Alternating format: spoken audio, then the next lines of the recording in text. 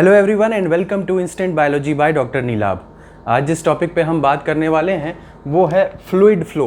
ये bio process engineering की जो लेक्चर सीरीज़ हम बना रहे थे हिंदी में, ये उसका नेक्स्ट टॉपिक है। बहुत सारे स्टूडेंट्स रिक्वेस्ट कर रहे थे कि बायो प्रोसेस इंजीनियरिंग के और वीडियोज़ उनको देखने हैं, तो उन्हीं का रिक्वेस्ट मानते हुए मैं ये आज अब उसी के आगे बात करने वाला हूँ फ्लूइड फ्लो की। जो फ्लूइड मैकेनिक्स है, इससे कई सारे क्वेश्चन पूछे जाते हैं आपके बायो प्रोसेस इंजीनियरिंग में, तो इसको ज़रूर ध्यान से देखिएगा।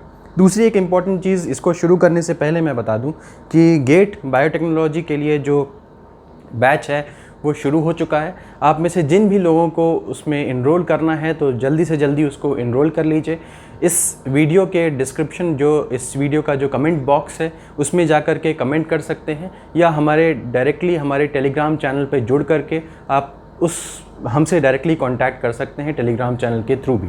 तो आइए शुरुआत करते हैं इसकी फ्लूइड फ्लो की। ये बायो प्रोसेस इंजीनियरिंग का चैप्टर है और मैंने जितना मटेरियल लिया है वो शूलर और कार्गी से रिलेटेड है और डोरान से है। तो दोनों बुक्स में जो जो चीज़ें दी हुई थी उसको मिला करके मैं यहाँ पे पढ़ाने वाला हूँ। तो आप में से जिन लोगों को भी अगर देखना है कि मटेरियल कहाँ से है, तो डोरान देखिए, शूलर एंड कार्गी देखिए, दोनों में ये चीज़ें दी हुई हैं। तो आइए सबसे पहले बात करते हैं फ्लूइड फ्लो की। फ्लूइड फ्लो के बारे में आपको पढ़ना क्यों ज़रूरी है, या फ्लूइड फ्लो होता क्या है, इसके बारे में जानकारी लेनी ज़रूरी है। तो देखिए, फ्लूइड फ्लो में हम लोग क्या पढ़ते हैं, पहले ये चीज़ देखते हैं, उसके बाद बताऊंगा कि ये क्यों पढ़ना ज़रूरी है। तो फ्लूइड फ्लो में हम लोग क्या पढ़ते हैं? Nature and properties of fluid in motion and in rest. ठीक है, मतलब क्या हो गया फ्लूइड? ऐसा देखिए, फ्लूइड सबसे पहले तो जान लीजिए कि फ्लूइड होता क्या है। वो गैस भी हो सकता है और लिक्विड भी हो सकता है। कई सारे स्टूडेंट्स को इसी बात का कन्फ्यूजन होता है कि आखिर फ्लूइड में हम गैस को कंसीडर करते हैं, लिक्विड को कंसीडर करते हैं, या सॉलिड को कंसीडर करते हैं, या केवल और केवल लिक्विड को कंसीडर करते हैं। बहुत सारे स्टूडेंट्स उसको हमेशा लिक्विड समझ लेते हैं फ्लूइड। ऐसा नहीं है। Fluid means gas as well as liquid. Gas और लिक्विड दोनों को ही आप फ्लूइड कंसीडर कर सकते हैं। और फ्लूइड मतलब गैस और लिक्विड की नेचर और प्रॉपर्टीज़ मोशन में और रेस्ट में। मोशन मतलब अगर वो मूव कर रहा है, चाहे वो लिक्विड हो चाहे गैस हो, मूव कर रहा हो या एक जगह स्टैग्नेंट हो, उस समय हम उसकी नेचर भी समझें, उसकी प्रॉपर्टीज़ समझें। उन चीज़ों को हम किस में रखते हैं? फ्लूइड मैकेनिक्स में, या फ्लूइड फ्लो के अंदर उसको पढ़ा जाता है। तो ठीक है, तो सबसे पहली चीज़ तो ये समझ में आ गई, नेचर एंड प्रॉपर्टीज़ हमें देखना है किस तरीके का उसका नेचर है, फ्लो में किस तरीके का नेचर है, क्या प्रॉपर्टी है। ये सारी की सारी चीज़ें फ्लूइड फ्लो के अंदर पढ़ी जाती हैं। तो ये पहला पॉइंट हुई। ठीक, ये पढ़ना ज़रूरी क्यों है? देखिए, physical, chemical and biological transformations bio process engineering के अंदर जितने भी फिजिकल हैं, जितने भी आपके केमिकल हैं, या जितने भी बायोलॉजिकल ट्रांसफॉर्मेशंस हैं, ट्रांसफॉर्मेशन का मतलब यहाँ पे समझिए चेंज, जो कुछ भी चेंज हो रहा है। जैसे कि अगर मैं बात करूं कि आपके सेल्स हैं वो बायोमास का प्रोडक्शन कर रहे हैं। अगर एक फर्मेंटर की एक कहानी समझिए, तो फर्मेंटर में आपका सेल है, सेल के अंदर आप सेल मल्टीप्लाई कर रहा है, बायोमास का सिंथेसिस हो रहा है। किस फेज़ में हो रहा है? एक पूरा का पूरा एक ब्रॉथ है, यानी कि लिक्विड है, लिक्विड के अंदर ये सारी की सारी चीज़ें हो रही हैं। फ्लूइड है, उसी के अंदर सारी की सारी चीज़ें हो रही हैं। तो physical, chemical and biological transformation occur in fluid phase. ज़्यादातर चीज़ें जो ये फिजिकल, केमिकल या बायोलॉजिकल ट्रांसफॉर्मेशंस हैं, in case of bio process engineering happen in fluid phase. ये फ्लूइड फेज में होता है। इसी वजह से हमें ये फ्लूइड की प्रॉपर्टीज़ या फ्लूइड फ्लो के बारे में पढ़ाई करना ज़रूरी बन जाता है, या इसके बारे में जानकारी रखना ज़रूरी हो जाता है। तो अब बात करते हैं कि बायो प्रोसेस इंजीनियरिंग में जब हम फ्लूइड की बात कर रहे हैं, तो एक चीज़ ज़रा समझिए। अगर आप गौर करिए कि एक फर्मेंटर है, उसमें आप इम्पेलर लगा हुआ है, मूव कर रहा है, ठीक है, तो पूरा का पूरा चीज़ें चर्निंग हो रही है, मिक्सिंग हो रही है। तो इसमें आप ज़रा समझिए कि केवल ऐसा ही नहीं है कि वो कंप्लीट पूरा लिक्विड है। ठीक है, उसके अंदर हो सकता है भाई माइक्रो ऑर्गेनिजम्स हैं, उसके अंदर गैस भी होगी क्योंकि वो रेस्पिरेशन हो रहा होगा उसमें, या आप स्पार्जर के थ्रू उसमें ऑक्सीजन प्रोवाइड कर रहे होंगे अगर एरोबिक कल्चर है तो भी गैस उसके अंदर मौजूद है। दूसरी चीज़ लिक्विड तो है ही है। तो यहाँ पे समझने की कोशिश करिए। और प्लस सेल्स हैं उसके अंदर। सेल्स क्या हैं? सस्पेंडेड सॉलिड्स के फॉर्म में आप इसको रख सकते हैं। सस्पेंडेड सॉलिड्स हैं, मोर देन वन फेज़ होगा। भाई जाहिर सी बात है, आपका लिक्विड फेज़ है, गैसियस फेज़ भी हो सकता है, और दूसरी चीज़, ये नॉन न्यूटोनियन प्रॉपर्टीज़ भी आपके बायो प्रोसेस इंजीनियरिंग में जब आप फ्लूइड फ्लो को पढ़ते हैं तो इतनी चीज़ें आपको देखने को मिलती हैं। You will find suspended solids inside your fermenter fluid, you would find more than one phase, एक फेज से ज़्यादा आपको देखने को मिलेगा। और दूसरा नॉन न्यूटोनियन प्रॉपर्टीज़, अभी न्यूटोनियन और नॉन न्यूटोनियन प्रॉपर्टीज़ जो है वो आगे की कहानी है, उस तक पहुँचेंगे, लेकिन पहले एक बेस बना लीजिए। उस बेस अगर नींव मजबूत होगी तभी तो इमारत अच्छी बनेगी, तो इसीलिए पहले नींव समझते हैं, अच्छे से समझ लेंगे कि ये क्या क्या है। अब बात करते हैं फ्लूइड पे। मैंने आपको हालांकि पहले ही समझा दिया कि फ्लूइड होता क्या है, उसके बारे में बता दिया, लेकिन अब डेफिनेशन के थ्रू समझने की कोशिश करिए कि अगर मैं फ्लूइड का मतलब क्या हो गया, substance undergoing continuous deformation due to shearing force. अब फ्लूइड का मतलब क्या हो गया, सबसे पहले तो समझिए कि फ्लूइड का मतलब सॉलिड भी हो गया और गैस भी हो गया। सॉलिड भी हो सकता है या गैस भी हो सकता है। और इन सब्सटेंस में, यानी कि जो फ्लूइडिक होगा या फ्लूइड में जो जिसको आप बोलोगे, उसमें जब आप शियरिंग फोर्स लगाओगे, शियरिंग फोर्स का मतलब, एक मिनट मैं ये देखिए एग्जांपल दिखा देता हूँ आपको। अगर ये दो बुक्स हैं, देखिए ये मैं डोरान ही लिया हुआ हूँ हाथ में, ये डोरान है। अब इसके ऊपर ये देखिए ये बुक्स हैं दो, अगर मैं इसके ऊपर फोर्स लगाऊं इस डायरेक्शन में, तो ये क्या होगा, ये इसकी लेयर इसके ऊपर सरकने लगेगी इस तरीके से या इस तरीके से या इस तरीके से, ठीक। तो ये क्या है, this is called as shearing force. ये क्या है, शियरिंग फोर्स है। मतलब आप अगर ये स्टैक ऑफ बुक्स रखी हुई हैं इस तरीके से, इस तरीके से, इस तरीके से, अगर स्टैक ऑफ बुक्स रखी हुई हैं, आप उसमें फोर्स लगा रहे हैं, ठीक है, एक डायरेक्शन में फोर्स लगा रहे हैं, तो क्या होगा, ये डीफॉर्म होने लगेगी, मतलब एक बुक दूसरे के ऊपर स्लाइड करने लगेगी, जैसे मैंने अभी आपको दिखाया। तो ये शियरिंग फोर्स की वजह से जो डीफॉर्मेशन हो रहा है, अगर डीफॉर्मेशन हो रहा है, आपने शियरिंग फोर्स लगाया, मतलब देखिए एक चीज़ और ध्यान रखिएगा, शियरिंग फोर्स जो होगा वो टैंजेंशियल लगता है। मतलब दो बुक्स जैसे मैंने अभी बैठाई थी एक दूसरे के ऊपर और इसके ऊपर फोर्स लगाया, तो वो बुक के इस तरीके से लग रहा है, आई मीन टू से टैंजेंट के फॉर्म में लग रहा है। तो ये क्या होगा, डीफॉर्मेशन कॉज कर देता है। रिलेटिव एक दूसरे के, भाई ये बुक इस बुक के ऊपर रखी थी, जैसे कि मैं यहाँ पे आपको बताऊँ, ये फर्स्ट बुक है, ये सेकंड बुक है, तो ये अगर आपने इसके ऊपर इस तरफ फोर्स लगाया, यहाँ नीचे से ऐसे फोर्स लगा रहे हैं, तो एक दूसरे के ऊपर रिलेटिव मोशन आपको इसमें देखने को मिलेगा, ठीक। तो यही चीज़ मैंने लिखी हुई है, substance is undergoing continuous deformation because of shearing force, इनको आप फ्लूइड कहते हैं, ठीक।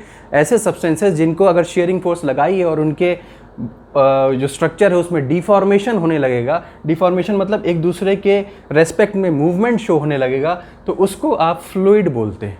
ये चीज़ कहानी समझ में आ गई होगी। नेक्स्ट आ जाइए, शियरिंग फोर्स क्या चीज़ होता है। तो शियरिंग फोर्स जो है वो टेंजेंशियल फोर्स है। मैंने आपको बताया भी कि इसके ऐसे इस डायरेक्शन में लग रहा होगा, इधर से ऐसे लगाया आपने, इसको शियरिंग फोर्स या टेंजेंशियल फोर्स बोलते हैं। जैसे कि मैंने अभी बुक्स स्लाइड ओवर करके आपको यहाँ पे बताया कि एक दूसरे के ऊपर बुक्स स्लाइड कर रही हैं, या अगर आप ताश के पत्ते ले लीजिए, एक के ऊपर एक गड्डी लगा लीजिए, तो उसके ऊपर अगर इधर से फोर्स लगाइए और इधर से फोर्स लगाइए, तो ताश के पत्ते एक दूसरे के ऊपर स्लाइड कर जाएंगे और बिखर जाएंगे। तो यही कहानी है शियरिंग फोर्स की, this is your shearing force. अब क्या है, शियरिंग कॉजेज डिफॉर्मेशन। अभी मैंने आपको बताया भी कि शियरिंग जो है वो डिफॉर्मेशन कॉज करेगा। डिफॉर्मेशन का मतलब क्या हो गया, चेंज इन रिलेटिव पोजीशन, एक दूसरे के पोजीशन में, रिलेटिव पोजीशन में चेंज आपको देखने को मिलेगा। तो ये बुक जो है वो इधर चली जाएगी, ये सेकंड वाली हो सकता है यहीं रह जाए, इस वाली को बुक को अगर आप इधर लगाइए, इधर फोर्स लगाइए, तो ये इस डायरेक्शन में मूव कर जाएगी। तो रिलेटिव पोजीशन में चेंजेस आपको देखने को मिलेंगे। दूसरी चीज़, एक चीज़ और बतानी है कि ये ज़रूरी नहीं है कि सिर्फ इस तरीके की ज्योमेट्री में, मतलब पाइल ऑफ बुक्स रखी हुई हैं तभी आपको ये शेयर फोर्स या ये फ्लूइडिक नेचर आपको देखने को नज़र आएगा या फ्लूइडिक चीज़ें नज़र आएंगी। टेंजेंशियल फोर्स को दिखाना चाहता था बहरहाल यहाँ पे। अगर आपके पास कोई एक रोटेशनल चीज़ है, यानी कि एक इस तरीके का एक ये शाफ्ट है जो इसको क्रॉस किया हुआ है, और ये मैं इसको इस तरीके से कवर किया हूँ। जैसे आपने मंदिरों में भी देखा होगा, जो बुद्धिस्ट टेम्पल्स होते हैं वहाँ पे एक इस तरीके का स्ट्रक्चर होता है, जो इसके अंदर से एक रॉड गई हुई होती है और ये गोल सा स्ट्रक्चर होता है, सिलेंड्रिकल स्ट्रक्चर होता है, जिसको लोग इसको टच करते हुए जाते हैं तो वो मूव करता है, ठीक। तो वही कॉन्सेप्ट, अगर मैं इस पे ये गोल सी चीज़ है, अगर मैं इस पे इस तरीके से प्रेशर डालूंगा या टेंजेंशियल फोर्स लगाऊंगा तो it will rotate like this. ठीक। तो हमेशा ज़रूरी नहीं है कि ये एक दूसरे के ऊपर स्लाइड करें, अगर आप इस तरीके की ज्योमेट्री पे फोर्स लगाओगे तो इट विल रोटेट, ठीक, रोटेट करने लगेगा। ठीक। तो ये कहानी हो गई। तो रिलेटिव पोजीशन में चेंज हो जाएगा, यहाँ पर भी रिलेटिव पोजीशन में चेंज हो जाएगा। जो चीज़ यहाँ पे थी अब वो घूम करके उधर चली गई होगी, जो चीज़ पीछे होगी वो घूम करके आगे आ गई होगी, राइट। तो समझ में आ गया होगा आपको कि चेंज इन रिलेटिव पोजीशन का मतलब क्या होता है। बहुत बार मैं बोल चुका हूँ कि फ्लूइड में गैसेस भी आ जाती हैं और लिक्विड्स भी आ जाते हैं, तो ये चीज़ तो ज़रूर क्लियर हो गई होगी। अब आगे बढ़ते हैं कि क्लासिफिकेशन ऑफ फ्लूइड्स। अगर आपको फ्लूइड्स को क्लासीफाई करना है तो आप दो प्रॉपर्टीज़ के ऊपर क्लासीफाई कर सकते हैं। कौन कौन सी दो प्रॉपर्टीज़ हैं? सबसे पहले आ जाइए विस्कोसिटी और दूसरी प्रॉपर्टी है डेंसिटी। ठीक। क्लासिफिकेशन ऑफ फ्लूइड्स हम आगे चल करके पढ़ेंगे, बट फिलहाल यहाँ पे ये ज़रूर समझना है कि क्लासिफिकेशन ऑफ फ्लूइड्स दो प्रॉपर्टीज़ के ऊपर किया जा सकता है। एक हो गया विस्कोसिटी और एक हो गया डेंसिटी। ठीक। अब अगर डेंसिटी चेंजेस विद प्रेशर, मतलब कहने का मतलब हो गया, डेंसिटी मतलब घनत्व, हिंदी में घनत्व बोलते हैं। अगर आपने प्रेशर बढ़ाया किसी चीज़ के ऊपर और उसकी डेंसिटी में परिवर्तन आ गया, वो ज़्यादा डेंस हो गई, तो उस चीज़ को आप कंप्रेसिबल फ्लूइड बोलेंगे, कंप्रेसिबल फ्लूइड बोलेंगे। जैसे कि अगर मैं एक एग्जांपल बनाऊँ, यहाँ पे मैंने एक टैंक ले लिया इस तरीके का, ठीक। इसके ऊपर ये मैं प्रेशर डाल रहा हूँ, यहाँ पे गैस है, दिस इज़ योर गैस, ठीक। आपने पहले इतना प्रेशर था यहाँ पे, अब मैंने क्या किया, नेक्स्ट उसमें मैंने इसको और नीचे तक कर दिया, यहाँ तक इस तरीके से कर दिया। तो मतलब मैंने इतना प्रेशर पहले से ज़्यादा बढ़ा दिया, पहले इतना था अब मैंने इतना ज़्यादा कर दिया, ठीक। अब इससे क्या होगा, जब मैं प्रेशर बढ़ा रहा हूँ तो इसकी क्या हो जाएगी, ये गैस जो है वो कंप्रेस हो जाएगी। आपको पता ही है कि गैस में इंटरमोलिकुलर स्पेसेस बहुत ज़्यादा होते हैं, एक से दूसरे के बीच में स्पेस बहुत ज़्यादा है, इसलिए वो पूरा वॉल्यूम भी ऑक्यूपाई कर सकती है। और अगर आप कंप्रेस कर दें तो वो इतने वॉल्यूम में भी रह सकती है, समझ में आ रहा होगा। बट इतने वॉल्यूम में जब वो रहेगी तो उसका आपका वॉल्यूम कम हो गया, मास उसका सेम है, वॉल्यूम कम कर दिया तो डेंसिटी ऑटोमेटिकली बढ़ जाएगी। आपको पता ही है density is equals to mass upon volume. जितना भी गैस का मास होगा वो रहेगा ही रहेगा, बिल्कुल सही रहेगा ही रहेगा, जितना पहले था उतना ही अभी भी रहेगा। लेकिन अगर आपने प्रेशर इसके ऊपर बढ़ाया, प्रेशर बढ़ गया, वॉल्यूम अब कम हो गया, पहले वो इतने वॉल्यूम में था अब वो इतने ही वॉल्यूम में रह गया, तो क्या हो गया, वॉल्यूम के अंदर चेंज कर दिया आपने, वॉल्यूम कम हो गया। जब वॉल्यूम कम होगा तो डेंसिटी बढ़ जाएगा, वॉल्यूम डिक्रीज हुआ, डेंसिटी बढ़ जाएगा। तो सेम वे में अगर डेंसिटी ज़रूरी नहीं है कि बढ़े ही, घट भी जाए तो भी हम यहाँ पे क्या कह सकते हैं कि कंप्रेसिबल फ्लूइड है। अगर आपके प्रेशर बढ़ाने या घटाने से डेंसिटी के अंदर कोई परिवर्तन आ जाता है तो that fluid is called as compressible fluid, ये समझिएगा।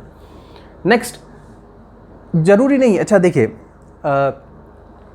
कई बार क्या है कि गैसेस में भी अगर आपने बहुत कम प्रेशर डाला और या तो टेम्परेचर में भी बहुत कम चेंज किया, तो क्या होगा, ज़रूरी नहीं है कि वो गैस जो है आप कंप्रेसिबल नेचर उसका नज़र आए, ज़रूरी नहीं आपको डेंसिटी में बदलाव नज़र आ ही जाए। अगर सोचिए कि मैंने उसका वॉल्यूम में प्रेशर बहुत कम प्रेशर डाला, तो ज़रूरी नहीं है कि उसका वॉल्यूम आपको चेंज होता हुआ नज़र आए, और वॉल्यूम चेंज हो तो उसका डेंसिटी चेंज होता हुआ नज़र आए। तो कहने का मतलब ये है कि बहुत फेंट लाइन है इसको बताने के लिए कि कौन सी चीज़ कंप्रेसिबल है, कौन सी चीज़ नहीं कंप्रेसिबल है। आपको प्रेशर ज़्यादा डालना पड़ेगा, तभी आपको समझ में आएगा कि कोई गैस क्या कोई फ्लूइड इज़ कंप्रेसिबल और नॉट। सो ये चीज़ क्लियर हो गई, ठीक। लिक्विड्स जो हैं वो इनकम्प्रेसिबल है। अब यहाँ से गैस हटा करके आप पानी डाल दीजिए, कंप्रेस नहीं कर पाएंगे उसको। क्यों? क्योंकि उसके बीच में जो इंटरमोलिकुलर स्पेस है वो गैसेस से कम है, तो वो कंप्रेसिबल नहीं कहलाता है। तो इसीलिए that is why I have written it as liquids are incompressible fluids, ठीक। नेक्स्ट आ जाइए, विस्कोसिटी का मतलब क्या होता है। बड़ा एक इम्पॉर्टेंट सा ये टर्म है और अक्सर स्टूडेंट्स जो हैं वो कंफ्यूज होते हैं। देखिए, अगर मैं आपसे कहूँ कि एक हनी ले लीजिए या शहद ले लीजिए, ठीक है, और पानी ले लीजिए, ठीक है, तो अगर आपने एक ग्लास में या एक शीशी के अंदर अगर आपने हनी लिया और एक शीशी के अंदर अगर वाटर लिया, दोनों को इस तरीके से गिराइए, ठीक, दोनों को इस तरीके से गिराइए। पानी जो है वो तुरंत गिर जाएगा, हनी जो है वो काफ़ी टाइम लेगा गिरने में। क्यों? क्योंकि हनी जो है वो ज़्यादा विस्कस है, पानी जो है वो कम विस्कस है। ठीक, अब साइंटिफिकली स्पीकिंग अगर मैं ये एग्जांपल के अलावा अगर डेफिनेशन पे जाऊँ तो किस तरीके से समझ सकते हैं? Viscosity is internal friction during flow. मतलब जो भी चीज़ जो भी फ्लूइड की बात कर रहे हो उसमें कई सारी लेयर्स होंगी, राइट। अगर किसी भी फ्लूइड की बात कर रहे हो, कोई फ्लूइड जैसे कि मान लीजिए मैंने ये इस तरीके का ये ग्लास था जिसकी भी बात मैं कर रहा हूँ, जब इसको आप गिराओगे नीचे तो इसकी कई सारी लेयर्स होंगी, राइट। तो ये इस तरीके से नीचे गिरेगा, कई सारी लेयर्स होंगी, तो इसमें एक लेयर से दूसरे लेयर के बीच में इंटरनल फ्रिक्शन क्या है वही विस्कोसिटी दिखाता है। तो अगर मान लीजिए ये 3 लेयर्स हैं, ठीक, 3 लेयर्स हैं लिक्विड की। अब ये जो सबसे नीचे वाली लेयर है उसका और ये बीच वाली लेयर और ये तीसरी वाली लेयर के बीच में कितना फ्रिक्शन है? तो जब जिस लिक्विड में या जिस फ्लूइड में इनके बीच में फ्रिक्शन बहुत ज़्यादा होगा, that fluid would be highly viscous. मतलब ये एक दूसरे को छोड़ेंगे नहीं, ये एक दूसरे को खिसकने नहीं देंगे। क्यों? क्योंकि इंटरनल फ्रिक्शन फ्लो करने के दौरान बहुत अधिक है। तो ये चीज़ हो जाएगी विस्कोसिटी की definition, that is considered as viscosity. वहीं अगर मैं पानी की बात करूं तो internal friction is quite low. Internal friction कम है बिटवीन द लेयर्स, जिसकी वजह से पानी आराम से फ्लो करता है, शहद फ्लो नहीं कर पाता। ठीक, अब बात करते हैं कि आइडियल या परफेक्ट फ्लूइड आप किसको कहेंगे? क्या इसकी कोई मतलब कोई डेफिनेशन है आइडियल या परफेक्ट फ्लूइड की? जी हाँ, आइडियल या परफेक्ट फ्लूइड को आप इनकम्प्रेसिबल कहेंगे और कहेंगे उसकी ज़ीरो विस्कोसिटी होनी चाहिए।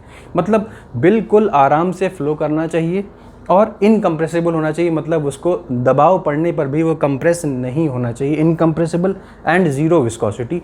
तो एक टर्म और दिया गया है इनविसिड।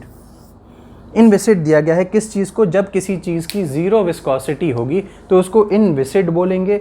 और आइडियल या परफेक्ट फ्लूइड की कल्पना ऐसी है कि इनकम्प्रेसिबल और आपका ज़ीरो विस्कोसिटी वाला फ्लूइड होगा। तो कुल मिलाकर के ये कहानी हो गई, एक इंट्रोडक्शन हो गया जो फ्लूइड मैकेनिक्स है या फ्लूइड फ्लो वाला जो कॉन्सेप्ट है, जिसमें आगे हम लोग रेनॉल्ड्स नंबर भी पढ़ेंगे, टर्बुलेंट फ्लो भी पढ़ेंगे, लेमिनार फ्लो भी पढ़ेंगे, क्या क्या इसकी खासियतें हैं। ये सारी की सारी चीज़ें हैं जो गेट के एग्ज़ाम में या गैट-बी के एग्ज़ाम में आगे आपको काफ़ी फ़ायदा करेंगी। तो अगर आपको ये लेक्चर पसंद आया हो तो प्लीज़ इसे लाइक करिए, मेरे चैनल को सब्सक्राइब करिए।